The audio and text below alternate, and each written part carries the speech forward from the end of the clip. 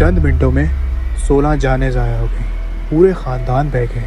کیا ذریعہ سوات کے کنارے موجود 11 سیاح سیلابی ریلی میں بہہ گئے، اور ابھی تک کوئی انتباہ نہیں، کوئی سائرن نہیں، کوئی کارروائی نہیں۔ کیا یہ صرف ایک قدرتی آفت تھی یا یہ انسان کی بنائی ہوئی ناکامی؟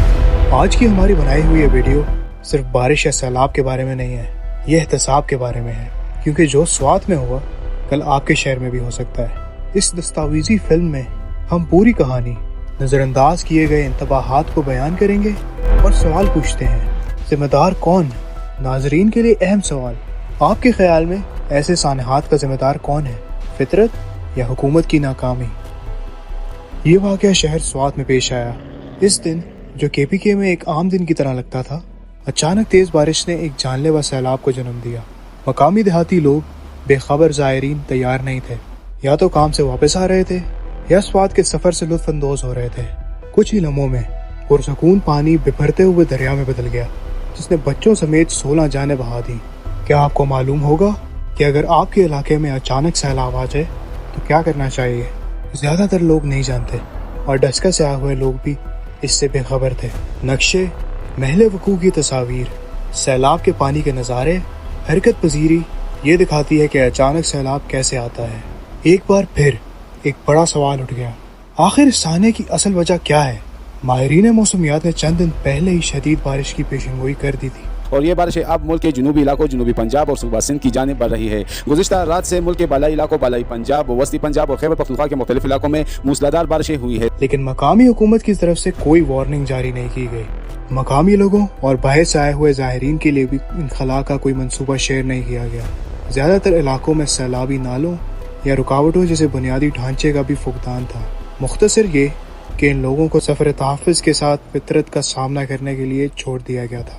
پاکستان میں 30 سے زائد سیلاب زدہ اضلاع ہیں، پھر بھی 20% سے کم کے پاس ابتدائی وارننگ کے مناسب نظام ہیں۔ جب انتباہات کو نظر انداز کیا جاتا ہے تو کیا ہمیں مقامی عہدیداروں کو جواب دہ ٹھہرانا چاہیے؟ براہ کرم تبصرہ سیکشن میں جواب کی وضاحت کریں۔ ماہرین نے طویل عرصے سے خبردار کیا ہے کہ ناقص منصوبہ بندی اور پرانا بنیادی ڈھانچہ باقاعدہ بارشوں کو مہلک سیلاب میں تبدیل کر رہا ہے۔ دریا کے کناروں پر تجاوزات، بیکار نکاسی آب کا نظام، سوات میں مکانات قدرتی پانی کے بہاؤ کے راستے پر بنائے گئے ہیں جو ایک حادثہ اور رونما ہونے کا انتظار کر رہا ہے۔ بصری سیٹلائٹ امیجز سے پہلے سیلاب کے پانی کے راستوں کی اینیمیشنز تعمیر کے ذریعے مسدود ہیں۔ کیا آپ جانتے ہیں کہ آپ کا پڑوس سیلاب سے محفوظ ہے؟ اگر نہیں تو شاید یہ وقت ہے کہ آپ اپنے مقامی حکام سے پوچھیں۔ یہ صرف ایک الگ تھلگ واقعہ نہیں ہے۔ کراچی سے لاہور اور لاہور سے لے کر وہی دیہاتوں تک سیلاب زیادہ، بار بار اور زیادہ مہلک ہوتے جا رہے ہیں۔ اب سوال اٹھتا ہے کہ کیوں؟ موسمیاتی تبدیلی بارشوں کی شدت میں اضافہ کر رہی ہے، لیکن ہمارے نظام، ہنگامی رد عمل، نکاسی آب اور رہائش ماضی میں پھنسے ہوئے ہیں۔ پاکستان میں 2022 کے سیلاب کے دوران 1700 سے زائد اموات ہوئی ہیں، اربوں کا نقصان، اور اس کے بعد سے بہت کم تبدیلی آئی۔ یہ 16 زندگیاں وہ صرف تعداد نہیں تھیں، وہ باپ، مائیں، طالب علم، مزدور تھے، خوابوں، خاندانوں، مستقبل کے ساتھ، اور پھر بھی وہ کسی ایسی چیز کی وجہ سے مر گئے جسے روکا جا سکتا تھا۔ ہم اسے معمول نہیں بننے دے سکتے۔ سیلاب قدرتی ہو سکتے ہیں، لیکن ان کی وجہ سے بڑے پیمانے پر موت یہ انسان کا بنایا ہوا ہے۔